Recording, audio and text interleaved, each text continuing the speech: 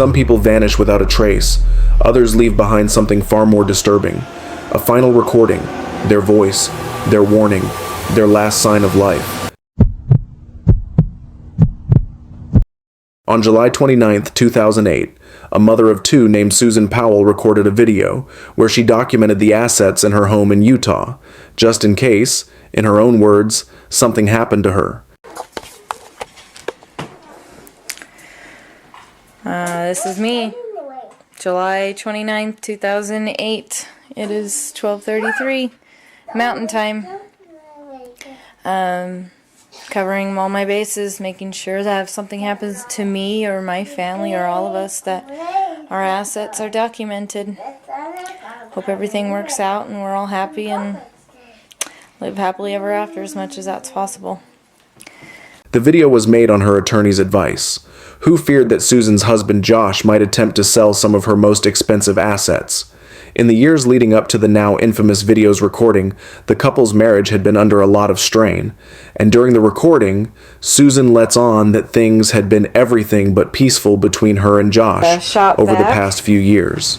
This is all stuff bought in a year or less through Home Depot on my credit. Josh bought a lot of stuff and then he had to bankrupt it, and then he bought a little bit more on my credit. There's a nice lamp. These are things to roll wood with. And I had necklaces too. I don't know where those are. I just got in a rage, as you can see, and broke this. There's studs and pearls and opals in there. Broke this and threw all my DVDs and made a mess because he was angry at me. This was about a year or two back. Although Susan had been seeing a divorce attorney to look into the possibility of leaving her husband, they were still living together. In 2009, almost a year and a half after the video was recorded, on the morning of December 6th of that year, Susan went to church with her two boys, after which a neighbor went to visit her. Leaving her house at about 5 p.m. that night, Josh allegedly took the couple's two boys, Charlie and Braden Powell, on a camping trip in the middle of the night, in blizzard conditions, to a campsite on the Pony Express Trail. According to Josh, Susan stayed home because she was tired. The story goes that the next day, Susan's family and friends reported her missing when her two boys weren't dropped off at daycare. When Josh came back from the supposed camping trip with his sons, he said that when he had left the previous evening, his wife had been sleeping peacefully at home, and that he had no idea what could have happened to her. After searching the couple's house in Utah, police found no signs of foul play, but things continued to get stranger. Inside Susan's safe deposit box at the bank where she worked, the cops found a handwritten will and testament, in which Susan alleged that Josh had taken out a $1 million life insurance policy on her a few weeks prior. Disturbingly, she also wrote, "If I die, it may not be an accident." About 10 days after she mysteriously disappeared, the authorities also found that Josh had filed paperwork to withdraw money from a retirement account, and he was officially declared a person of interest in the case. Suspiciously, Susan's family and friends reported that during the search efforts, Josh never seemed to show a genuine interest in finding his wife, but despite the mountain of evidence stacked against him. Josh Powell was never formally charged in his wife's disappearance during the investigation. The cops questioned the couple's two sons, but it was hard to get any information out of them on account of their age, even though they mentioned that Josh had taken Susan with them on their camping trip on the night of the disappearance. They also made outlandish claims, including allegations that they had arrived at the campsite by airplane. This made it impossible to use their statements as evidence that Josh was responsible for his wife's disappearance. Shortly after, Josh and his two sons moved back to their home state of Washington, but the authorities soon determined it wasn't safe for Braden and Charlie to be living with their father. In the middle of the investigation, Josh lost custody of the boys. This is where things get extremely disturbing. On February 5th, 2012, more than 2 years after Susan's disappearance, a state caseworker brought the two boys to Josh's house for what was supposed to be a supervised visit. Immediately upon their arrival, Josh locked the social worker out of the house and took the lives of both his children and himself by setting the house on fire with gasoline if his behavior during the initial phases of the investigation was suspicious. The unspeakable crimes Josh committed on that day in 2012 were about as clear of an admission of guilt as you can get. In the aftermath of the tragic incident, the cops started looking into Josh's brother and father, who they suspected knew more about the case than they were letting on. Even though they had solid evidence to suggest Michael, Josh's brother, had helped him conceal Susan's body, the case reached a dead end when Michael also took his own life in 2013. More than a decade later, Susan's dad won a lawsuit against Washington State for nearly $100 million on grounds of negligence and failure to protect the two children who were supposed to be in the state's custody, a big chunk of which he gave to a charity to support domestic violence survivors, almost 15 years after her disappearance and the murder of her two children.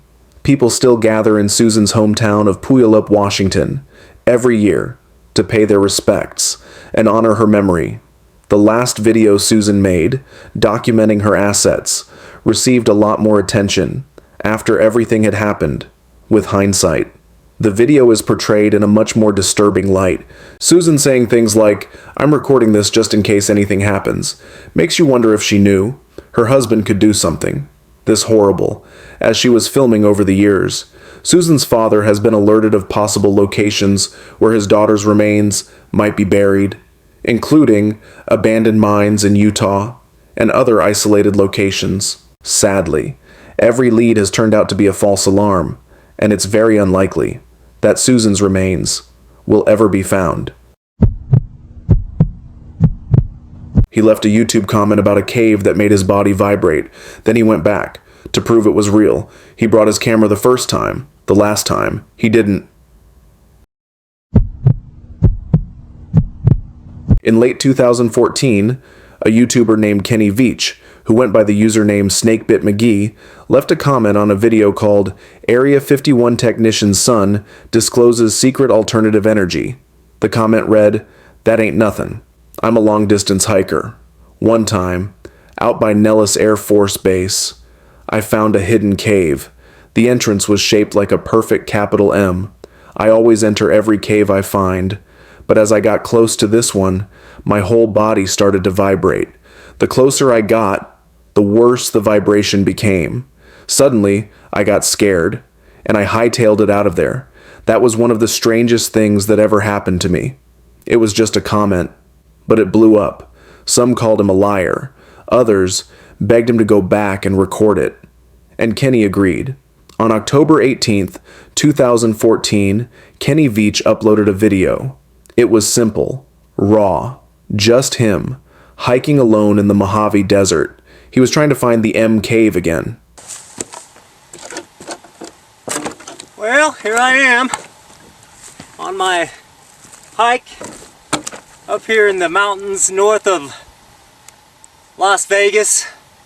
This is a canyon I just walked up in.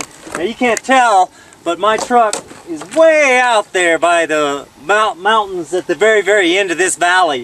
It's kind of like a big canyon. On the other side of these mountains, I'll show you in a second, He showed his viewers an abandoned mine shaft. That would be important later. As the hours passed, he filmed moments from the hike, quiet shots of ridges and rock formations.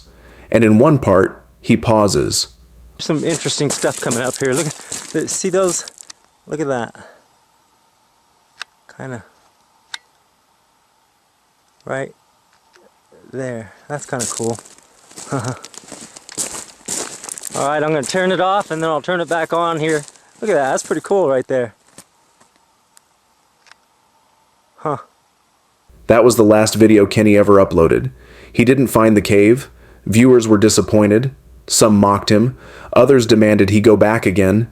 And in the middle of that noise, one comment stood out. "No, do not go back there. If you find that cave entrance, don't go in. You won't get out."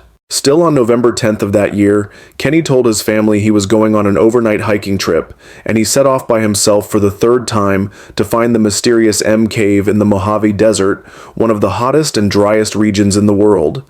That was the last time he was ever seen. On November 22nd, 2014, 12 days after he set off on his search for the M Cave, a group of search and rescue volunteers found Kenny's phone lying at the top of the same mine shaft he had pointed out in his MK video. Unfortunately, after his phone was located, the case went cold, and Kenny's body was never found. After the mysterious disappearance, people started coming up with all sorts of theories to explain what could have happened to Kenny, with most people claiming that he had either fallen down the abandoned M shaft or died of overexposure. Some of the more outlandish theories reported that Kenny could have witnessed a crime out in the middle of the desert and had to be silenced, or that he found a secret military base and was eliminated by the government. However, a few months after his disappearance, a comment on the original video made by a woman named Sharon Pilgrim shed light on an entirely new possibility, that Kenny had taken his own life. The comment read, "I am the girlfriend that Kenny spoke of in the video. Kenny has not been found, and I feel that he probably will not be found for many, many months, if ever. I want you to know that I do not think Kenny had an accident. I believe he took his life. He battled with depression for many years and would not take medication or see a doctor. He quit his job a little more than a year before he disappeared, in response to his phone being found at the mine shaft." Sharon then added, "The mine shaft was about a 4-hour hike from his car. It is my feeling that he left it behind so that he could not be tracked from the GPS in it. He also did not take his video camera with him on this solo hike. It was left in his home, so he had no intention of filming anything.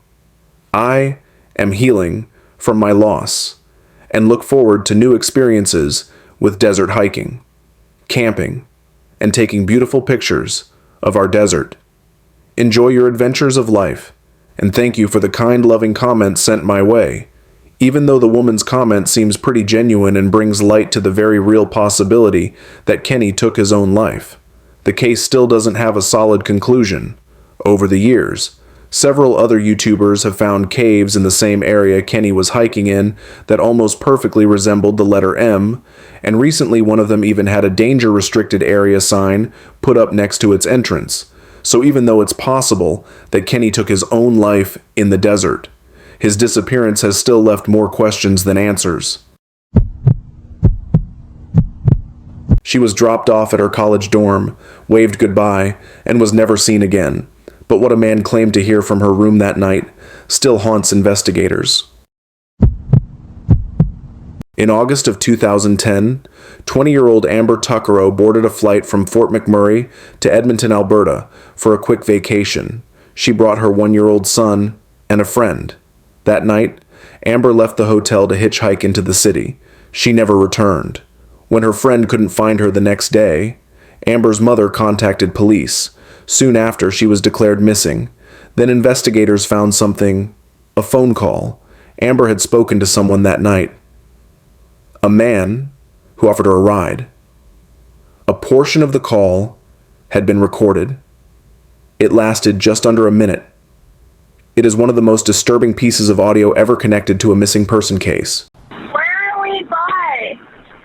We're just heading south of Beaumont, or north of Beaumont. We're heading north to Beaumont. Yo, where are we going? Just No, this is a... Are you f***ing kidding me? You better not take me anywhere I don't want to go. I want to go into the city. Jeez. Yo, we're not going in the city, are we? We're going. No, we're not. Yes. Then where the f*** are these roads going to? 50th Street. 50th Street. Are you sure? Absolutely. Yo, where are we going? 50th Street. 50th Street? 50th Street. East, right? East. We're over now. Travel. Travel. That call was the last time anyone heard Amber's voice. Police didn't release the audio until 2 years later, and they didn't start properly investigating her disappearance for over a month.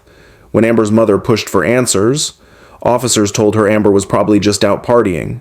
Then came the worst news, just days after the call was released. Horseback riders found human remains in Leduc County. It was Amber. To make things worse, police had removed her from the missing persons list a month after she vanished, based on an unconfirmed sighting. It took her mother weeks of pressure just to get her re-added. By the time they did, some of Amber's belongings had already been destroyed. Over the years, multiple women have said they recognized the man's voice in the audio. They all named the same man, but police never made him a suspect. Another tip came from someone who claimed the man in the call was his father, an American man living illegally near Edmonton. He claimed his father had been involved in other disappearances too. Still, nothing happened. One thing stands out in that recording. When Amber asked, "Are you sure we're going into the city?" the man replied, "Absolutely." A lie you can hear. Even if you weren't there, Amber's family still fights for justice, and many believe the failure to take her case seriously was rooted in racism. To this day, the voice on that phone call has never been officially identified, and Amber's case remains unsolved. A father of 4 made a desperate 911 call from a dark highway in Texas. His words were panicked, almost unintelligible. Minutes later, he vanished into the night, and what he said in that final call still doesn't make sense. Brandon Lawson was a 26-year-old oil worker from San Angelo, Texas. He had a job, 4 kids, and a longtime partner named Ledessa. But in the early morning hours of August 9th, 2013, something happened. Something so strange and disturbing, it would leave investigators and internet sleuths searching for answers even 10 years later. That night, Brandon left home after a fight with Ledessa. He told her he needed some space. He grabbed his keys, got into his silver Ford F-150, and drove off into the darkness. Just before 1 a.m., he called his brother Kyle. He said he had run out of gas on a rural stretch of Highway 277 near Bronte, Texas. But then, something changed. Brandon sounded scared. Really scared. He told his brother something was happening in the woods nearby. He was hiding. He was being chased. And then came the 911 call, a recording that's still available online to this day. It's been played millions of times, analyzed by sound experts and true crime fans alike. But even now, no one can say for sure what Brandon was trying to say. Here's a portion of that call. Emergency. Yes, I'm in the middle of the field. It's like we're just pushing guys over. Right here going towards Javelin on both sides. My truck ran out of gas. There's one car here. You got to take the to the woods. Quick burn. Okay, now run that by me. The one I talked is home. I surely ran into him. Ah, you ran into him. Okay. That's the first guy. You need an ambulance? Yes, no, I need the cops. Okay. Is anybody hurt? Hello? Hello? Hello? The rest of the call becomes harder to hear. Brandon's voice cracks. He's clearly afraid. And then, the line goes dead. His brother Kyle arrived at the scene about 10 minutes later. Brandon's truck was still there. The driver's door was unlocked, but Brandon was gone. No sign of him in the woods. No trace on the road. Nothing. Kyle stayed in the area until around 4:30 a.m., hoping Brandon would return. But he never did. The next morning, search efforts began. Law enforcement combed the surrounding areas with helicopters and dogs, but for years they found nothing. No clothing, no remains, no phone. Brandon had vanished without a trace. Theories swirled online. Some thought he'd been killed and buried nearby. Others believed he was hallucinating due to drugs, paranoia, or dehydration. A few even speculated he'd staged the whole thing to disappear and start a new life. But the 911 call is hard to explain away.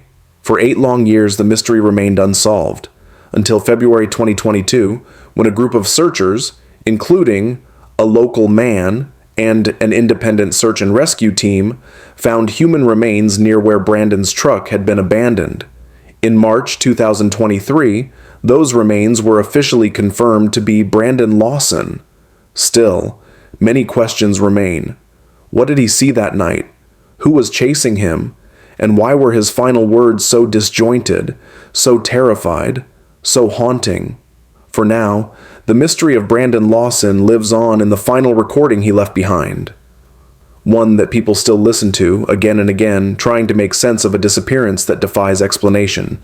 In last, and sometimes, the last time someone is ever heard from is a phone call that sounds more like a warning. Some mysteries may never be solved, but the warnings they leave behind shouldn't be ignored.